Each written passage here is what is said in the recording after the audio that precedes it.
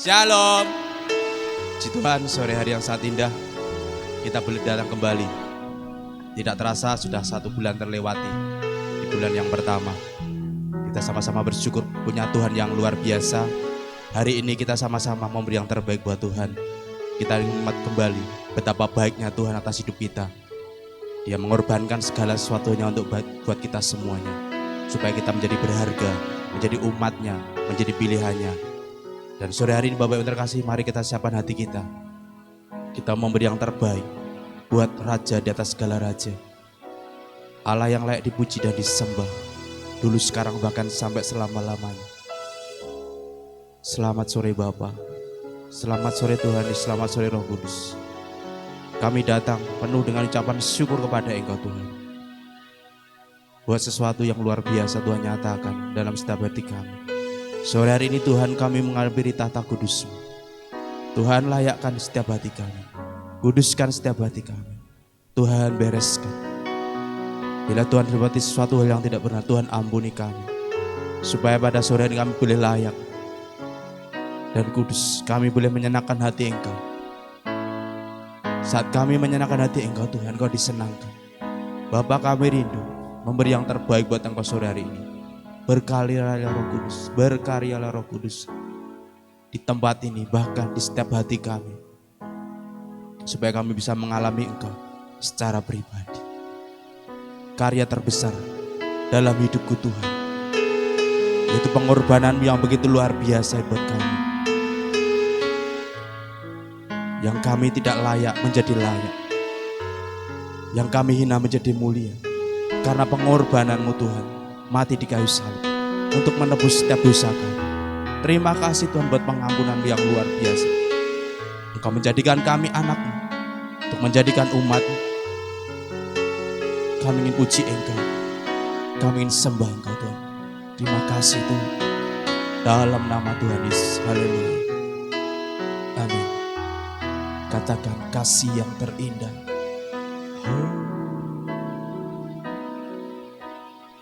Kasih yang terindah,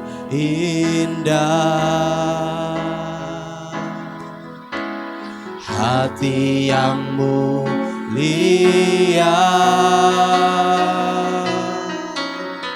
hanya ku temukan di dalam-Mu,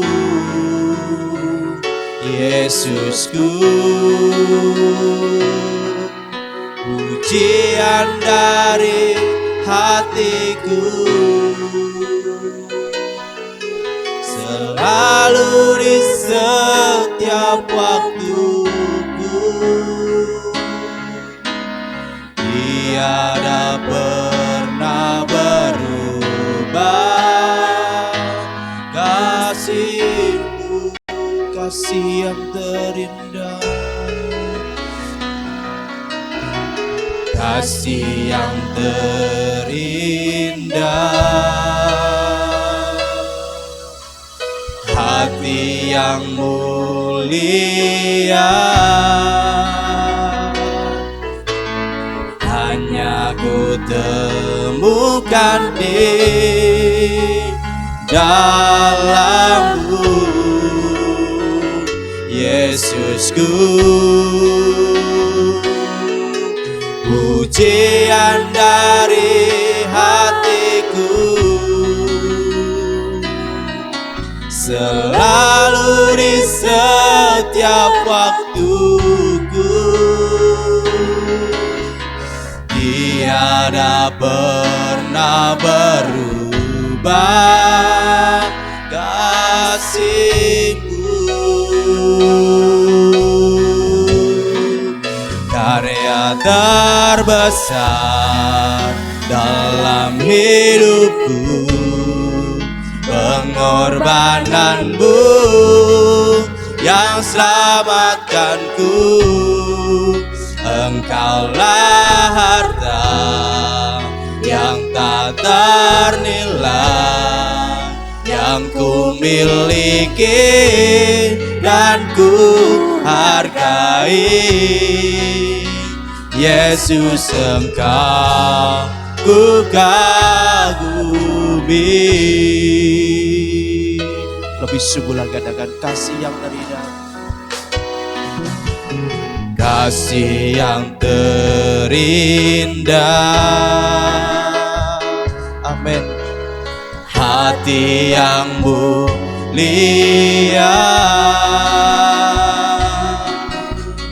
hanya ku temukan di dalam-Mu, Yesusku. Pujian dari hatiku selalu di setiap waktuku, tiada pernah berubah kasih-Mu. Karya terbesar dalam hidupku, pengorbanan-Mu yang selamatkanku. Engkaulah harta yang tak ternilai yang ku miliki dan ku hargai. Yesus, Engkau ku kagumi. Karya terbesar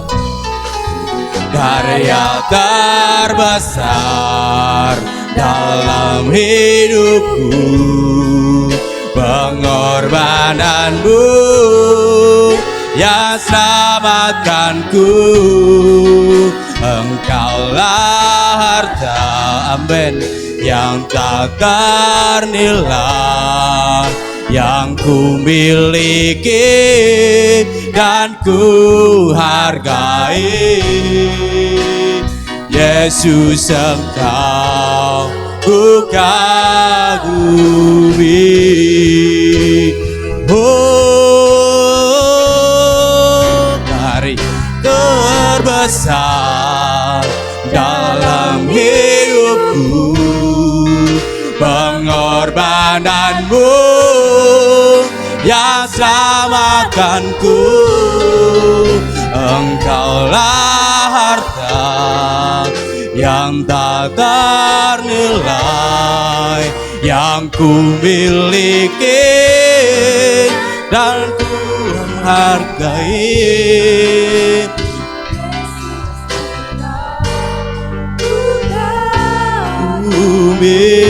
Yesus, Engkau ku kagumi. Yesus, Engkau ku kagumi.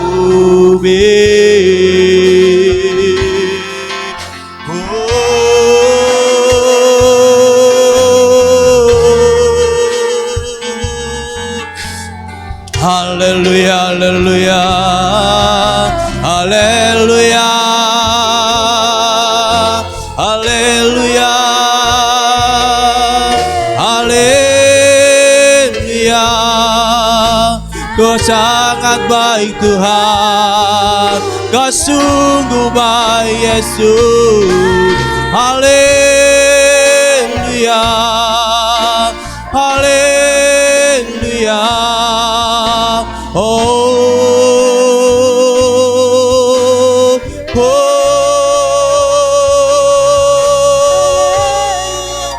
la baya la baya la baya la la la baya la baya la bu ila la baya la la la baya la baya la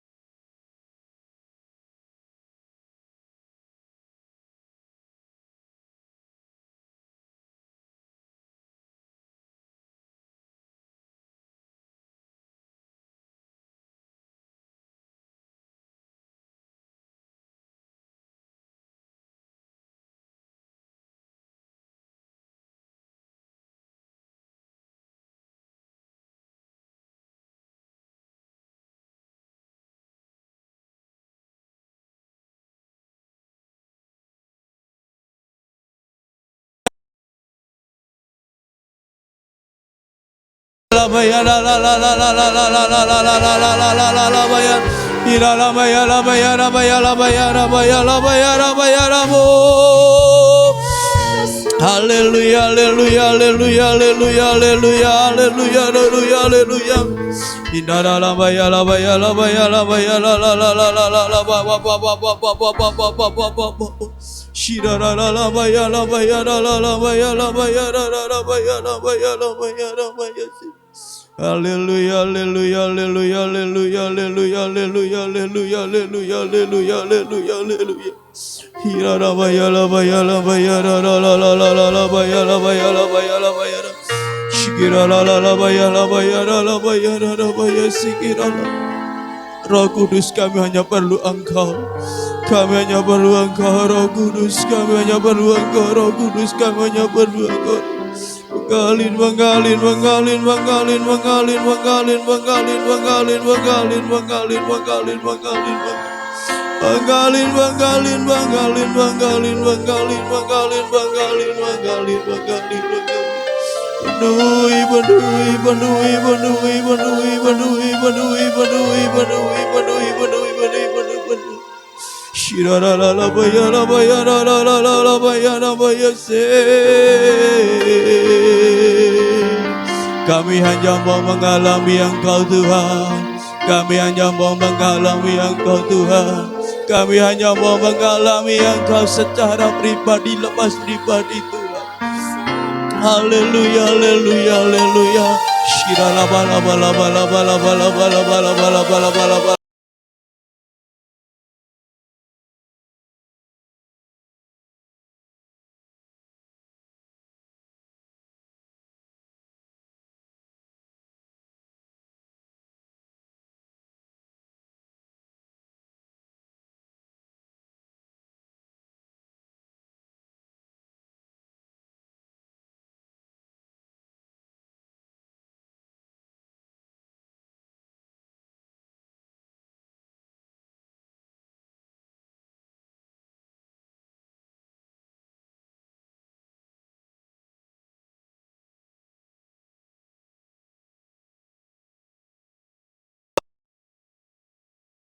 Dalam hadirat-Mu saja Tuhan. Tubuh, jiwa, dan roh kami ada di tempat untuk mengagungkan kebesaran nama-Mu Yesus. Hanya meninggikan nama-Mu Yesus Tuhan. Hanya mengagungkan kebesaran nama-Mu Yesus. Hanya tinggikan nama-Mu Yesus Kristus Tuhan. Haleluya. Haleluya. Shira la baya la baya la la la la la la la la baya la baya la baya. Shira la baya la baya la ba ba ba ba ba ba ba ba ba ba ba ba ba ba ba. Shira la baya la baya la baya la baya la baya la ba ba ba ba ba ba ba. Glory, glory.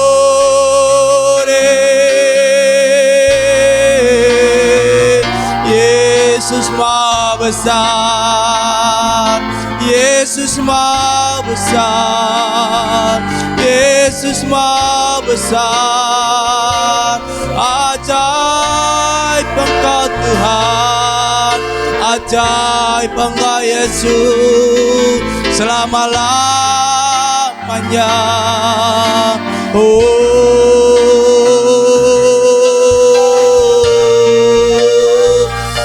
Hira la baya la baya la baya la baya la la la la la la la la baya la baya la. Shikira la baya la ba ba ba ba ba ba ba ba ba ba ba ba ba ba.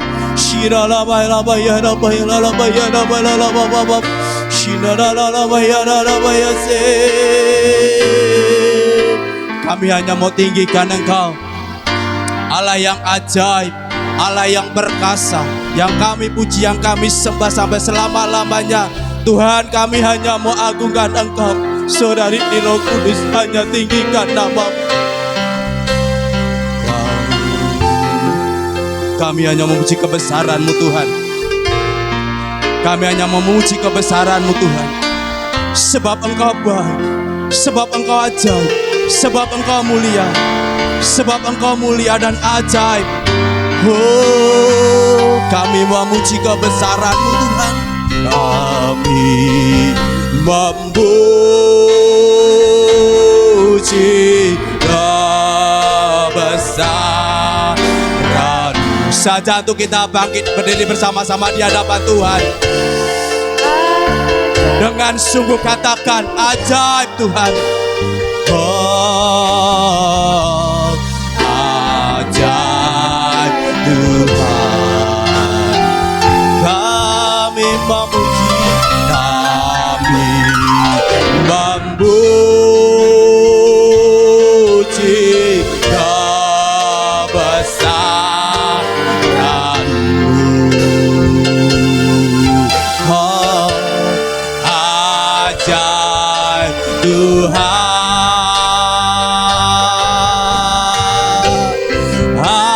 Ajaib Tuhan,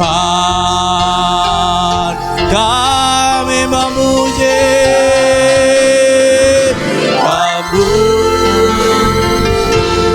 memuji kebesaran-Mu. Oh,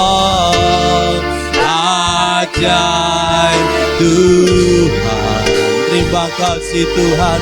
Oh, ajaib Tuhan, kami memuji kebesaran-Mu, memuji kebesaran-Mu. Haleluya, ajaib Tuhan.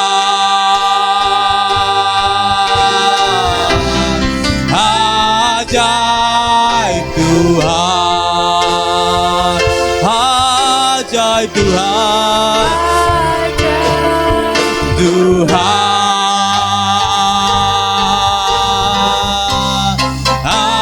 ajaib Tuhan, ajaib Engkau Tuhan, ajaib Tuhan.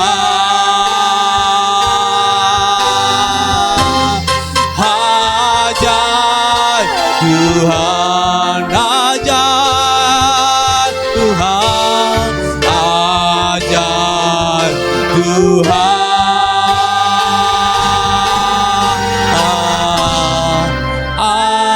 ajaib Tuhan. Haleluya, ajaib Engkau Tuhan. Mulia Engkau Tuhan sampai selama-lamanya. Kami hanya mau sembah Engkau. Kami mau hanya puji Engkau Tuhan. Sore hari ini Tuhan kami mau lebih lagi agungkan Engkau, tinggikan Engkau. Roh Kudus berkarya di tempat ini. Bahkan di setiap hati kami. Roh kami menyala-nyala ketika kami ada dalam hadirat-Mu. Sehingga kami bergairah untuk bersorak-sorai memuji dan menyenangkan hati Engkau. Kau ambil alih Roh Kudus ibadah pada sore hari ini. Dari awal pertengahan sampai akhir Engkau yang beracara penuh. Terima kasih Bapa, terima kasih. Ya, dalam satu nama Tuhan kami Yesus Kristus. Haleluya. Amin. Masih kuat berdiri? Masih kuat berdiri? Tiada berkesudahan kasih setia Tuhan atas hidup kita. Haleluya.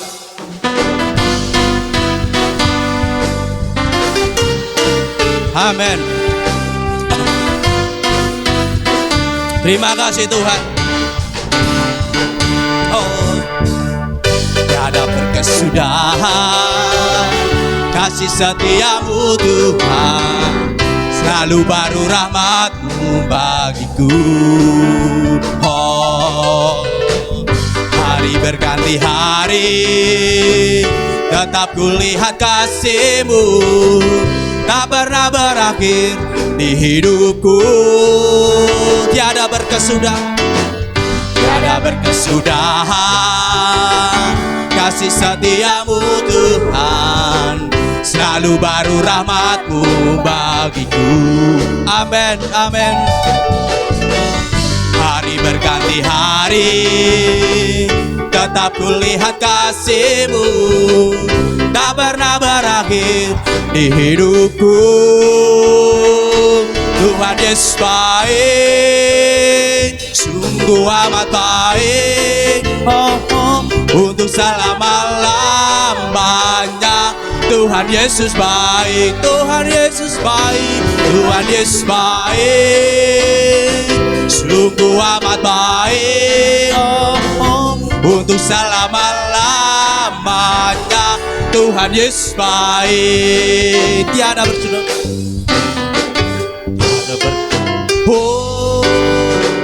tiada berkesudahan. Kasih setiamu Tuhan, selalu baru rahmat-Mu bagiku. Hari demi hari Tuhan, hari berganti hari, tetap kulihat kasih-Mu, tak pernah berakhir di hidupku. Angkat tanganmu sambil jempol. Sungguh amat baik, untuk selama-lamanya. Tuhan Yesus baik, Tuhan Yesus baik, amin. Sungguh amat baik, untuk selama-lamanya. Tuhan Yesus baik, Tuhan Yesus baik, Yesus baik, amin, amin. Sungguh amat baik, untuk selama-lamanya.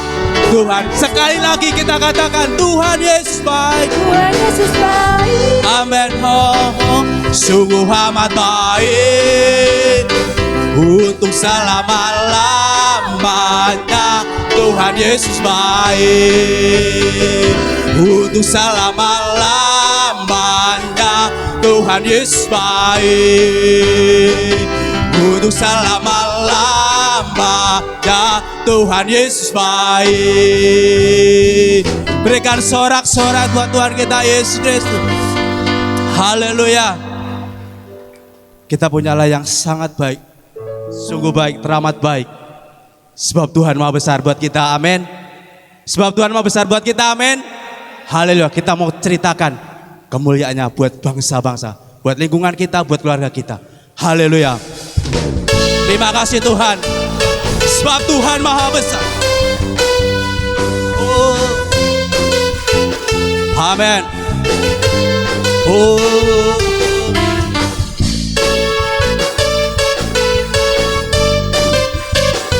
Terima kasih Tuhan.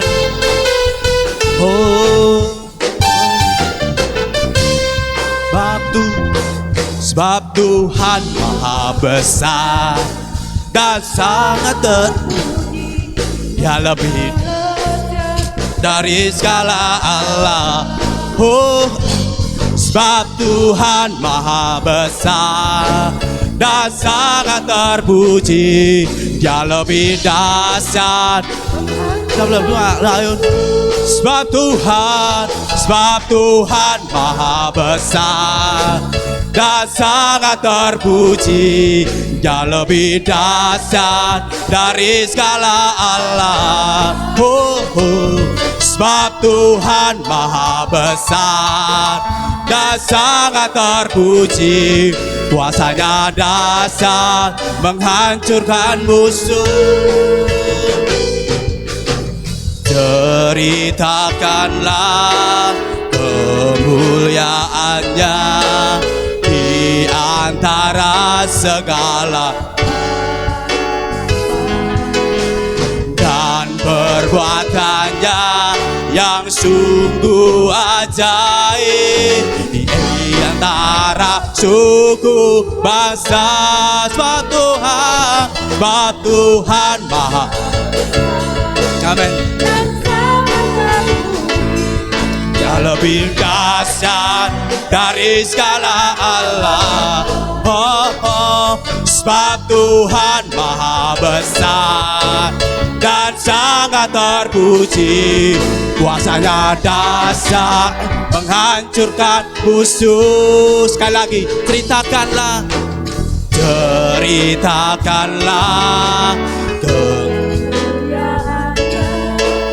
di antara segala bangsa, dan perbuatannya yang sungguh ajaib, yang tak cukup. Sebab Tuhan Maha besar dan sangat terpuji, yang lebih dahsyat dari segala Allah. Sebab Tuhan Maha besar dan sangat terpuji, kuasanya dahsyat menghancurkan musuh. Sekali lagi katakan, sebab Tuhan Maha besar. Amen. Dan sangat terpuji, yang lebih dahsyat dari segala Allah. Sebab Tuhan Maha besar dan sangat terpuji, kuasanya dahsyat menghancurkan musuh. Kuasanya dahsyat menghancurkan musuh. Kuasanya dahsyat, dahsyat, dahsyat menghancurkan musuh. Haleluya. Terima kasih Tuhan. Terima kasih Yesus. Haleluya. Berikan sorak-sorai sekali lagi buat Tuhan kita Yesus Kristus. Silakan duduk kembali Bapak terkasih. Terima kasih Tuhan. Kami bersyukur Tuhan pada hari ini. Roh Kudus lebih lagi ambil setiap hati kami. Roh Kudus ambil setiap hati kami. Seluruhnya Tuhan untuk kemuliaan nama-Mu Tuhan. Semuanya untuk kemuliaan nama-Mu. Roh Kudus kami rindu lebih lagi. Engkau lah yang mengerti dan Engkau lah yang peduli. Ketika dunia tidak mengerti Tuhan, firman-Mu selalu mengerti buat kami, selalu memberikan jalan keluar buat kami. Firman-Mu Tuhan akan selalu terus kami pegang. Bila firman terus berjalan bersama-sama dengan kami, terus membawa kami semakin hari semakin kokoh, tak tergoncangkan Tuhan dengan keadaan apapun. Kami rindu Tuhan, hati kami dipenuhi dengan kebenaran firman, supaya kami boleh mengerti, melakukan setiap kebenaran firman. Keadaan dunia tidak membuat kami jauh daripada Engkau, tapi keadaan dunia semakin membawa kami dekat dengan Engkau Tuhan. Terima kasih Tuhan, terima kasih Roh Kudus. Terkadang kita merasa tak ada jalan terbuka, tak ada lagi waktu, terlambat sudah.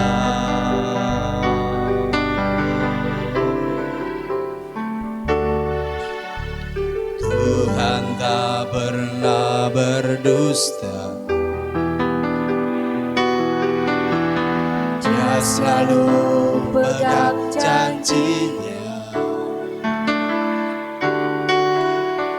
Bagi orang percaya, mujizat nyata.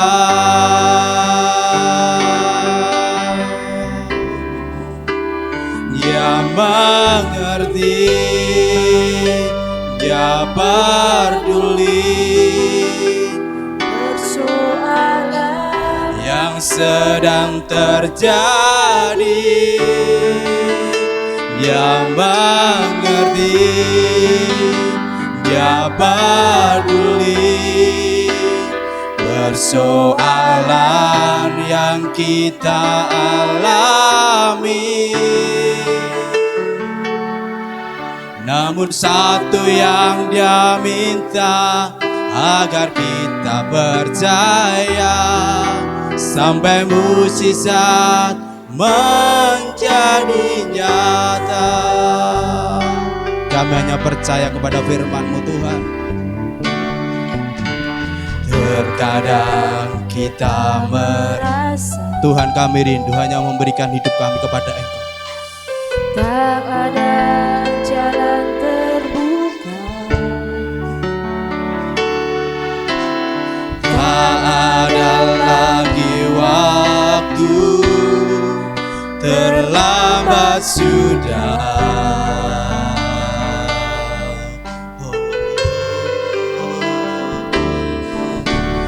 Tuhan tak pernah berdusta.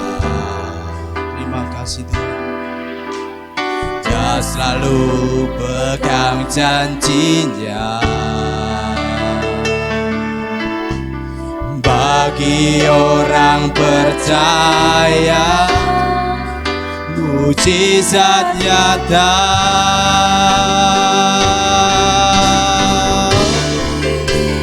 Ya, waktu kami serahkan buat Pak Gembala. Dia peduli persoalan yang sedang terjadi.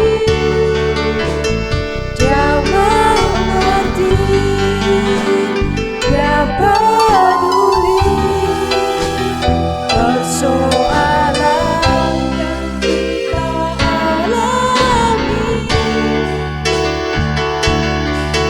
Namun satu yang dia minta, agar kita percaya sampai mujizat menjadinya.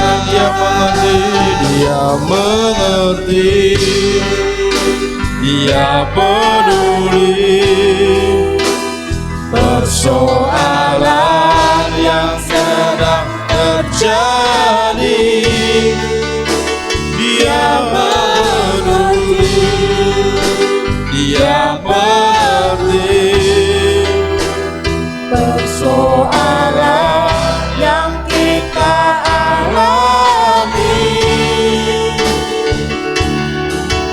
Namun satu yang dia minta, agar kita percaya sampai mujizat menjadi nyata. Lagi katakan, dia mengerti, dia peduli persoalan yang sedang terjadi. Dia mengerti, dia peduli persoalan yang sedang alami. Namun satu yang dia minta, agar kita percaya sampai mujizat menjadinya. Sampai mujizat, sampai mujizat menjadinya. Sampai mujizat, sampai mujizat menjadi nyata.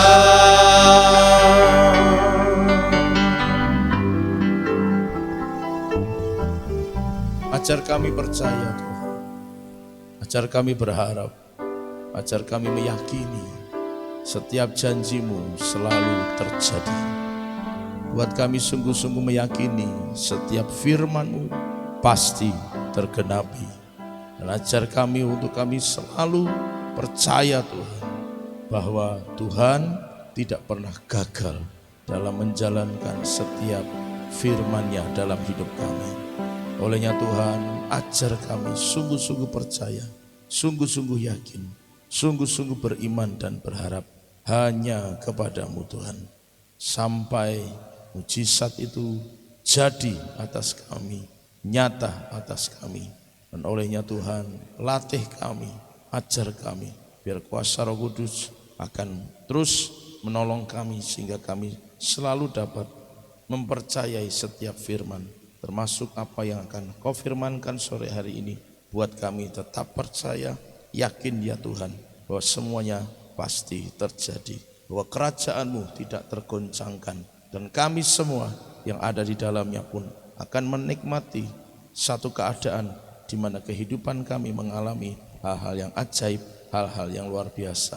dari Engkau. Terima kasih Tuhan, tutup bungkus kami terus dengan darah anak domba Allah, agar apa yang harusnya kami dengar, itu yang kami dengar. Olehnya segala macam tipu daya iblis atas apapun, melalui cara apapun, atas kami semua aku tolak, hardik, hancurkan dalam nama Yesus Kristus.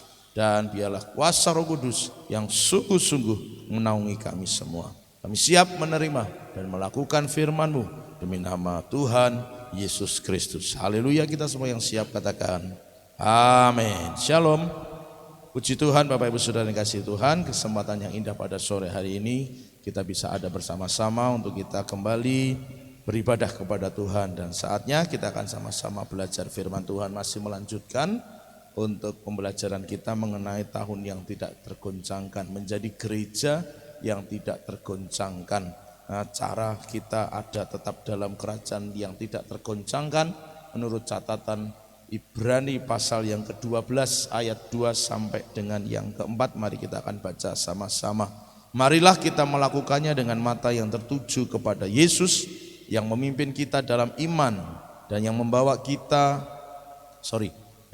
iman kita itu kepada kesempurnaan, yang dengan mengabaikan kehinaan tekun memikul salib, ganti sukacita yang disediakan bagi Dia yang sekarang duduk di sebelah kanan tahta Allah. Ingatlah selalu akan Dia yang tekun menanggung bantahan yang sehebat itu terhadap dirinya dari pihak orang-orang berdosa, supaya jangan kamu menjadi lemah dan putus asa. Dalam pergumulan kamu melawan dosa, kamu belum sampai mencucurkan darah. Sampai di situ saja dulu pembacaan kita, Bapak Ibu Saudara. Nah, Bapak Ibu Saudara yang dikasihi Tuhan, hal yang mesti kita pahami bersama pada kesempatan sore hari ini, mulai dari ayat yang kedua, marilah kita melakukannya dengan mata yang tertuju kepada Yesus. Bapak Ibu Saudara, bagaimana caranya agar kita tetap ada dalam kerajaan yang tidak tergoncangkan? Bagaimana caranya supaya berkat-berkat dari kerajaan yang tidak tergoncangkan itu bisa tetap kita nikmati? Yang perlu kita pahami adalah cara pandang kita, arah pandang kita, fokus kita kepada siapa. Sore hari ini Tuhan berbicara kepada kita dengan jelas. Marilah kita melakukannya dengan mata yang tertuju pada Yesus Kristus. Bapak Ibu Saudara, ketika Petrus berjalan di atas air, semuanya berjalan dengan baik. Alkitab menulis dengan jelas sampai pada saatnya dia mulai ngerasa hembusan-hembusan angin dan goncangan-goncangan air mulai menerpa kakinya. Ketika arah dan fokusnya mulai berubah, awalnya dia memandang Yesus yang ada di seberang sana gitu ya. Memang tidak ada di tepi pantai maksudnya gitu, tetapi yang di luar perahu mereka. Dan ketika kemudian fokusnya Petrus beralih kepada riak air yang mulai menghempas ke kakinya, fokusnya mulai berubah. Alkitab menulis dengan jelas, ketika yang dia fokuskan adalah rasa air yang menerpa kakinya, itu dia mulai tenggelam. Ketika fokusnya mulai tidak kepada Yesus, fokusnya mulai kepada apa yang terjadi pada kakinya, dia mulai tenggelam. Waktu seseorang fokusnya pada masalah, waktu seseorang fokusnya pada dunia, dia mulai tenggelam. Dunia tidak akan pernah habis, dan dunia, catat baik-baik, dunia akan tetap selalu dipakai oleh iblis menjauhkan kita dari Tuhan. Kasih tahu kanan kiri, katakan begini, jangan jauh dari Tuhan. Jangan jauh dari Tuhan. Dunia akan tetap selalu dipakai oleh iblis untuk menjauhkan, bukan mendekatkan. Catat baik-baik. Tidak pernah ada dikatakan oleh firman Tuhan atau oleh kesaksian-kesaksian bahwa ketika seseorang ada di dalam dunia, maka fokusnya menjadi kepada Tuhan. Kecuali kalau seseorang itu benar-benar mengarahkan diri kepada Tuhan. Dunia akan tetap selalu menawarkan hal-hal yang menarik seseorang dari Tuhan. Maka Bapak Ibu Saudara dikatakan marilah kita melakukannya dengan mata yang tertuju pada Yesus. Arah pandang kita jangan kepada dunia. Arah pandang kita jangan kepada masalah-masalah yang kita hadapi. Kita memang hidup dalam dunia dan kita masih harus berkarya di dalam dunia. Tetapi ingat, tujuan kita bukan untuk membangun kerajaan sendiri. Tujuan kita adalah untuk menyelamatkan jiwa. Itulah sebabnya kenapa kita masih diizinkan hidup dan bekerja, berkarya di dunia. Karena memang itulah salah satu cara yang Tuhan pakai untuk menyelamatkan. Jadi kenapa Bapak Ibu Saudara hari ini kaya? Kenapa Bapak Ibu Saudara hari ini diberkati Tuhan? Supaya kita bisa menyelamatkan banyak jiwa bagi kemuliaan nama Tuhan. Katakan amin. Tetapi fokusnya harus tetap kepada Tuhan. Kalau fokusnya kepada dunia, ya kita nggak ada bedanya dengan mereka. Padahal kita ini terang, bukan gelap. Kita ini garam, bukan air tawar.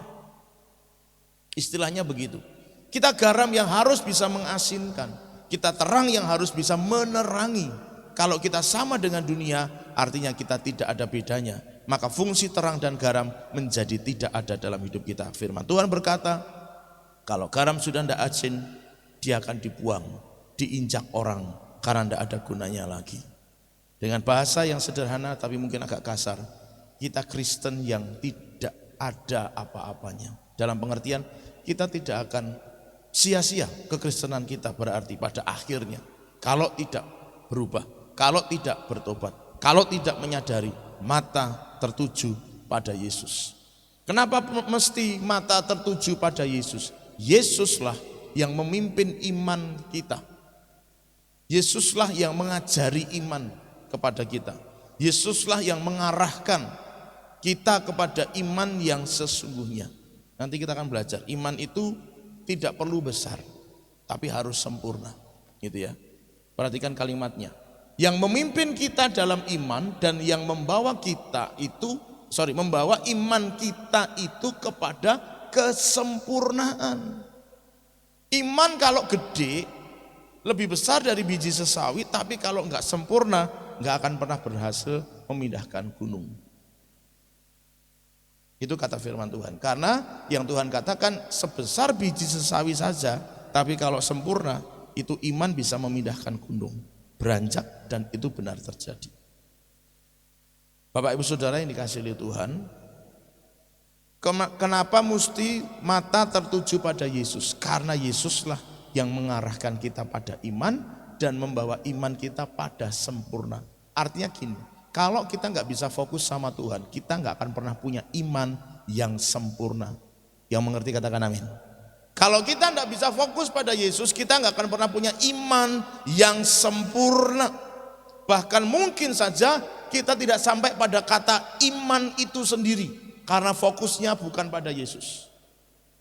Artinya orang Kristen yang belajar pengen punya iman yang sempurna, itu harus fokus pada Yesus supaya punya iman.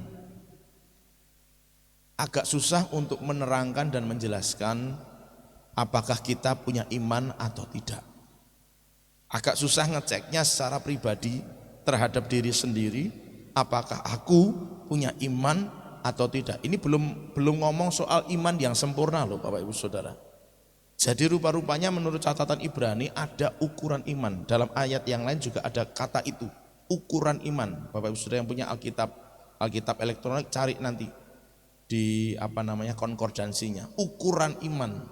Jadi ada iman itu mungkin sama-sama sebesar biji sesawi, ini dalam pemahaman saya. Tapi ada ukuran iman. Ada iman yang sempurna, ada yang setengah sempurna, ada yang tidak sempurna imannya. Sama-sama mungkin punya iman, tapi ukurannya bisa beda-beda. Nah, kadang-kadang para teolog tidak bisa memahami ini. Para pengajar-pengajar kebenaran tidak bisa memahami ini. Para gembala-gembala kurang memahami ini, bahwa iman ada ukurannya. Jadi benar kalau mungkin ada seseorang dikatakan, kamu kurang punya iman. Wah, aku sudah punya iman, tunggu dulu, ukuran imanmu gimana? Kata ini jelas bahwa ketika seseorang fokus pada Yesus, Yesus membawa kita pada iman dan membawa iman kita pada kesempurnaan. Sekali lagi, tegas firman Tuhan berkata, kalau mata tidak tertuju pada Yesus, tidak mungkin seseorang punya iman yang sempurna. Jadi mari Bapak Ibu Saudara, supaya kita bisa ada dalam kerajaan yang tidak tergoncangkan, imannya harus sempurna. Bagaimana cara mempunyai iman yang sempurna? Miliki iman dulu, gitu kan? Bagaimana caranya punya iman? Fokusnya pada Yesus. Fokusnya pada Yesus. Sebab tanpa itu gak akan mungkin punya iman yang sempurna. Jadi begini Bapak Ibu Saudara, mohon maaf. Kebenaran itu selalu bicara tegas, tidak pernah kompromi dengan apapun. Maka seseorang yang mungkin dia tetap ada di dalam Yesus dalam pengertian dia tetap Kristen, tapi belum tentu dia adalah seseorang yang punya iman yang sempurna. Tergantung apakah dia fokusnya sama Tuhan atau fokusnya pada apa yang ada di sekelilingnya. Kalau fokusnya sama Tuhan bisa mengalami hal-hal yang supranatural seperti tadi Petrus saya bilang. Tapi kalau fokusnya sudah mulai beralih, imannya pasti nggak sempurna, tenggelam dia. Kalau imannya pada apa yang terjadi di sekitarnya, di sekelilingnya, waduh aku harus kerja keras, itu memang betul. Tapi kalau fokus kepada kerja keras, jadi tidak fokus kepada Tuhan, tidak bakalan punya iman yang sempurna. Dan ini akan sangat mudah sekali digoncangkan. Pengertian yang sederhana soal kerajaan yang tidak tergoncangkan. Bagaimana caranya ngetes bahwa sesuatu itu adalah sesuatu yang tidak bisa digoncangkan. Katakanlah begini, contoh sederhananya, misalnya ada sebuah pohon atau bangunan. Bagaimana caranya bisa menilai bangunan ini bangunan yang kokoh, bangunan yang tidak tergoncangkan? Adalah dengan cara diadakannya gempa. Kalau diadakan gempa, digoncang, dia tetap berdiri, maka itu disebut hasilnya kita bisa nilai itu adalah bangunan yang tidak tergoncangkan. Tapi kalau dengan adanya goncangan roboh, maka kita bisa menilai bangunan ini bukan bangunan yang kokoh. Kerajaan yang tidak tergoncangkan tidak mengatakan bahwa orang yang di dalamnya tidak akan kena goncangan. Kena goncangan tapi tetap berdiri, katakan amin. Kena goncangan tapi tetap kokoh. Kena goncangan tapi tetap kuat. Itulah yang kita pelajari kemarin kan. Ada ujiannya, ada peperangannya, ada goncangannya. Untuk menunjukkan itu tidak tergoncang, harus digoncang. Maka Bapak Ibu Saudara jangan menganggap kekristenan sesuatu yang nyaman saja. Nah, enggak. Kekristenan tidak bicara soal kenyamanan hidup, bukan. Tetapi menunjukkan iman yang sempurna dengan mata yang tertuju pada Tuhan. Itulah sebabnya kenapa orang Kristen ikut digoncang. Tapi pada akhirnya apakah seseorang dapat dinilai tak tergoncangkan adalah ketika goncangan itu selesai. Setelah digoncang, apakah dia tetap berdiri atau dia roboh? Oleh sebab itu perlu diuji Bapak Ibu Saudara. Apakah tetap ada dalam kerajaan yang tak tergoncangkan? Jadi Bapak Ibu Saudara tidak hanya sekedar aktif, tapi benar-benar kita harus bisa menyadari kita ada di dalam kerajaan yang tidak tergoncangkan. Ayat yang ketiga berkata, ingatlah selalu akan Dia yang tekun menanggung bantahan. Gitu ya. Dan seterusnya tadi sudah kita baca. Nah, apa Bapak Ibu Saudara yang kita mesti lakukan? Perhatikan, kita mesti fokus pada Yesus. Dan kemudian ingat selalu akan Dia. Dan seterusnya. Kita tahu bersama apa yang terjadi pada Yesus. Dia nanggung semua penderitaan. Dia nanggung semua bantahan. Dia menanggung, ada dalam terjemahan bahasa Inggris itu dikatakan kontradiksi. Jadi ada orang yang menentang dia. Dia menerima semuanya itu. Bahkan di ayat yang lain, dia rela meninggalkan kealahannya, mengosongkan dirinya, mengambil rupa seorang hamba, taat sampai mati, bahkan mati di kayu salib. Kesetaraan dengan Allah dia tinggalkan. Ibarat kata nih Bapak Ibu Saudara, seorang anak raja yang nanti menggantikan bapaknya menjadi raja, posisi dan kedudukannya sebagai anak raja itu ditinggalkannya. Dia ngambil rupa seorang hamba. Dia rela bukan kehilangan sebenarnya. Dia rela menanggalkan fasilitas. Dia rela menanggalkan kenyamanan sebagai anak Allah dalam konteks bahasa itu, kitab itu. Dia rela menanggalkan, Filipi mencatat itu. Dia rela menanggalkan dengan bahasa mengosongkan dirinya. Dia ambil penderitaan itu, dia terima penderitaan itu, dia terima fitnahan itu, dia terima segala hal yang tidak menyenangkan, bahkan menyakitkan. Menyakitkan bukan karena sekedar dicambuk, dimahkotai duri, dipaku, tidak. Dia menerima bahkan ketika dia dikhianati oleh murid-murid yang dikasihinya. Dia menerima setiap cemoohan yang datang kepadanya. Bahkan ketika dia disalib, murid-murid yang meninggalkan dia. Tidak ada yang tetap berdiri untuk membela dia. Tetapi dia rela menerima, nanggung semuanya itu. Supaya apa? Jangan sampai kamu lemah dan putus asa. Kalau ada orang Kristen capek, putus asa, urip rekoso, mungkin dia tidak ingat. Mungkin dia kurang mengingat-ingat bahwa Yesus sudah menanggung lebih besar penderitaan hidup manusia itu. Dia lahir tidak sama dengan saudara dan saya. Dia hidup tidak sama dengan saudara dan saya. Saudara dan saya hidupnya enak, walau mungkin dalam tingkat bahasa hari ini masing-masing punya perbedaan. Tapi saudara, semua kita hidup dalam kondisi yang enak. Yesus itu setelah umur 12 tahun harus belajar hukum Taurat sampai umur kira-kira 33 tahun.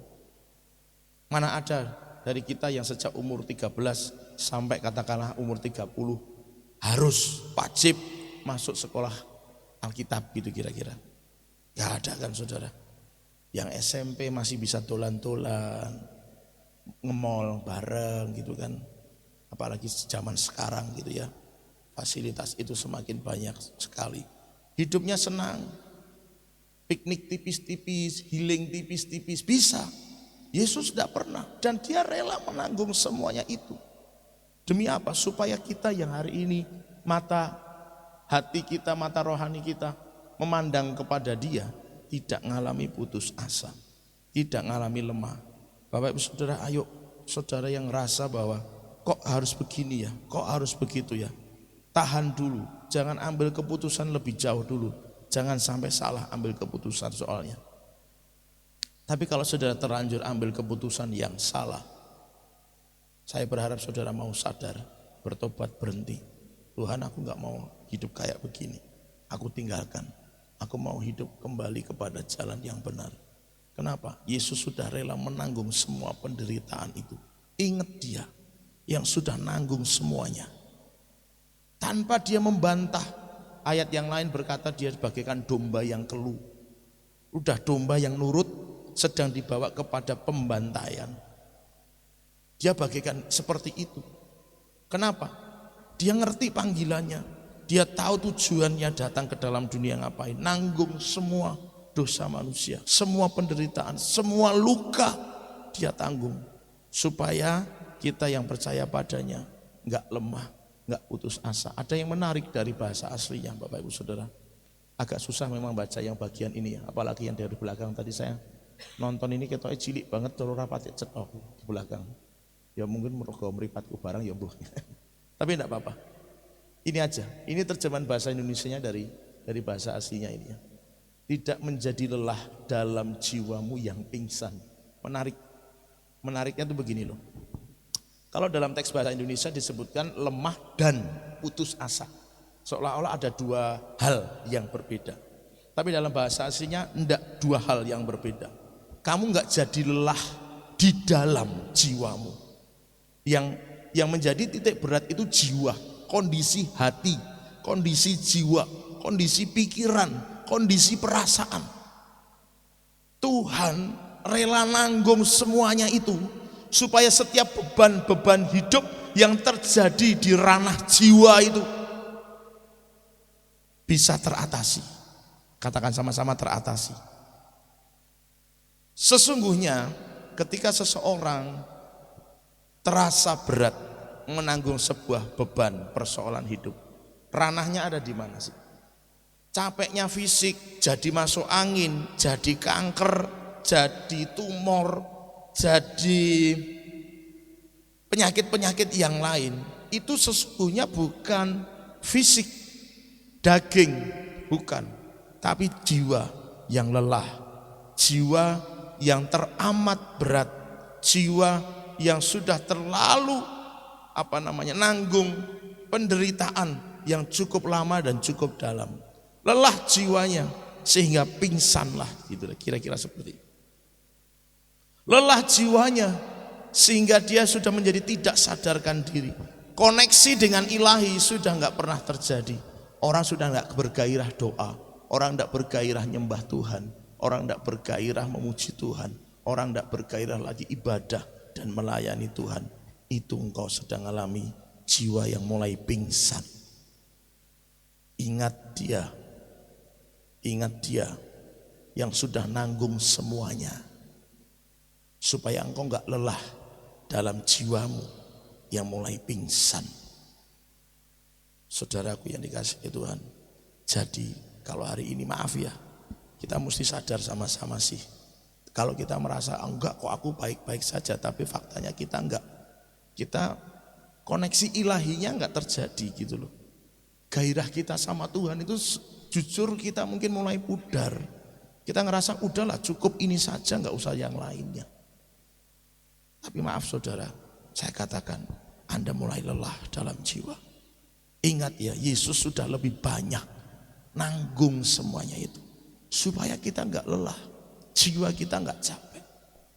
Serahin sama Tuhan.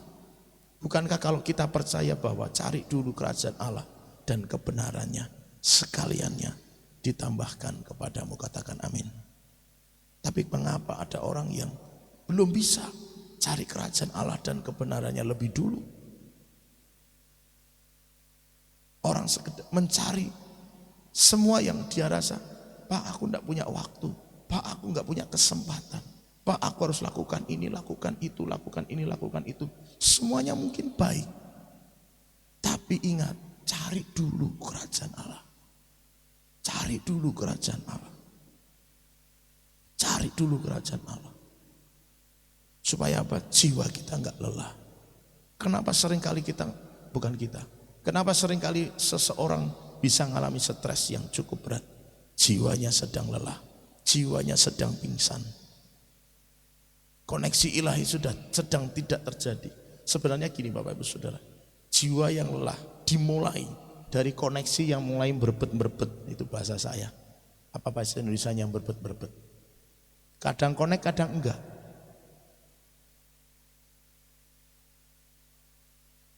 Kalau mobil atau kendaraan berbet itu kendaraannya menjadi tidak lancar kan.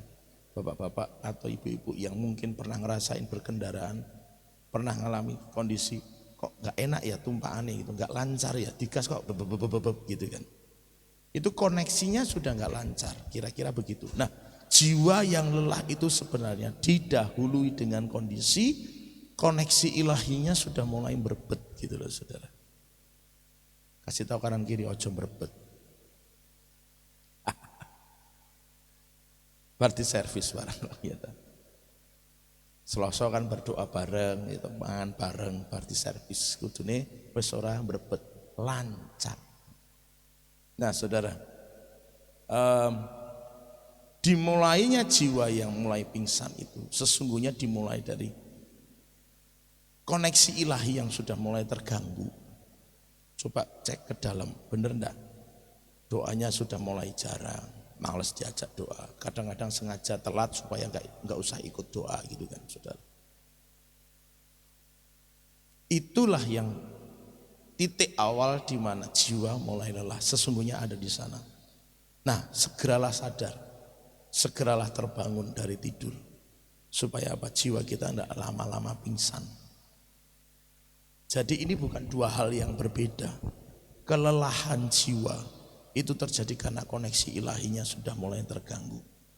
Maka harus dikembalikan pada koneksi ilahi. Olehnya mendorong lebih lagi.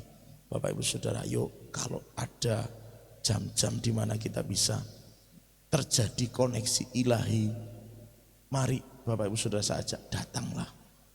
Datanglah. Datanglah.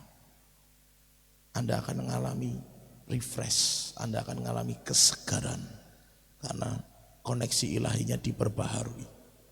Ingat akan Dia yang sudah nanggung begitu rupa semua penderitaan itu. Nah, ayat yang berikutnya ini juga menarik. Kita itu sesungguhnya dalam melawan dosa. Ada orang berkata mungkin begini loh, Pak, tapi ini berat banget, tapi ini gak bisa, aku gak kuat Pak.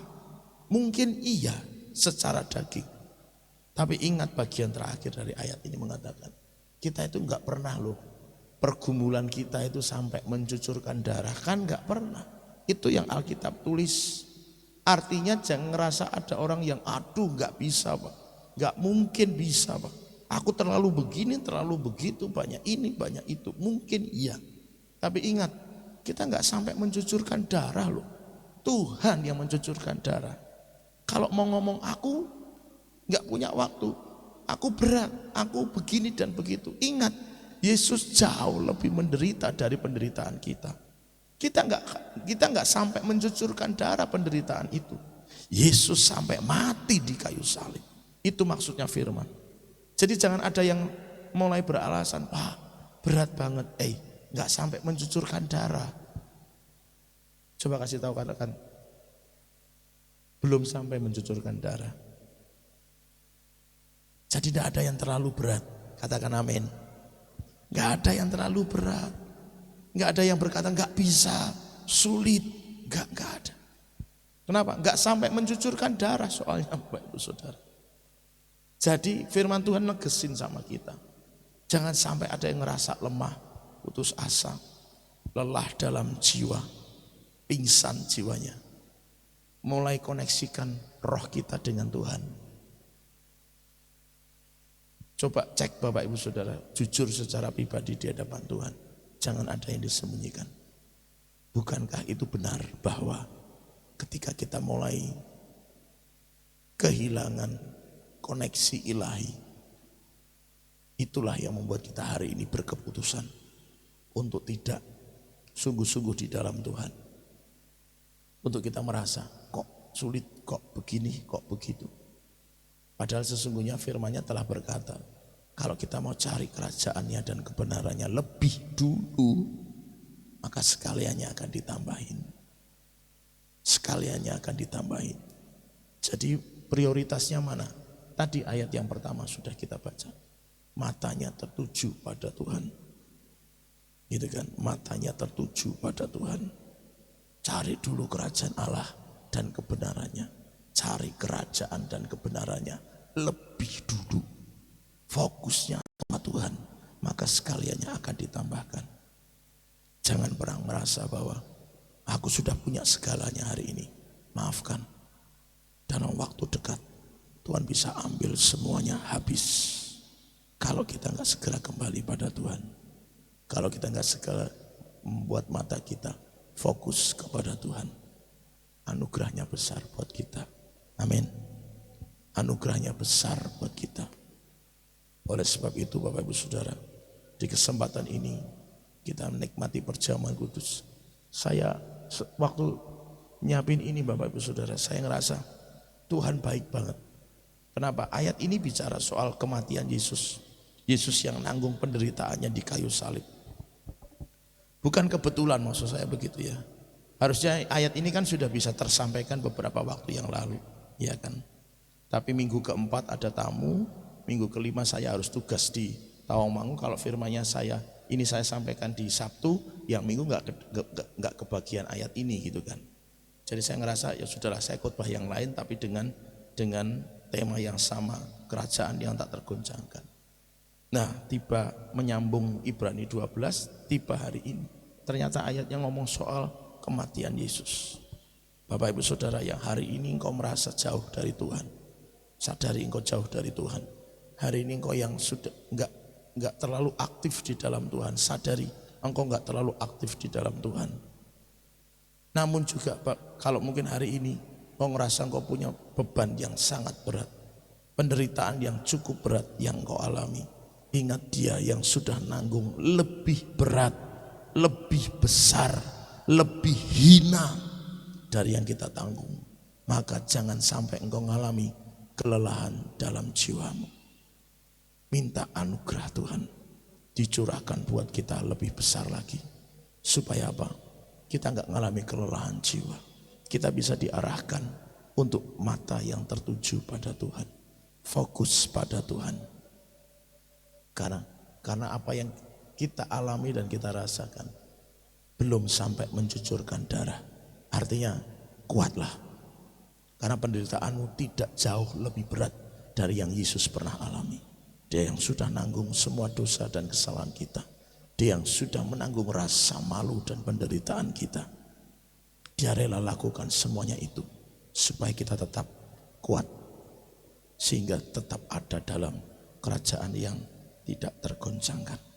Mari sama-sama kita datang pada Tuhan.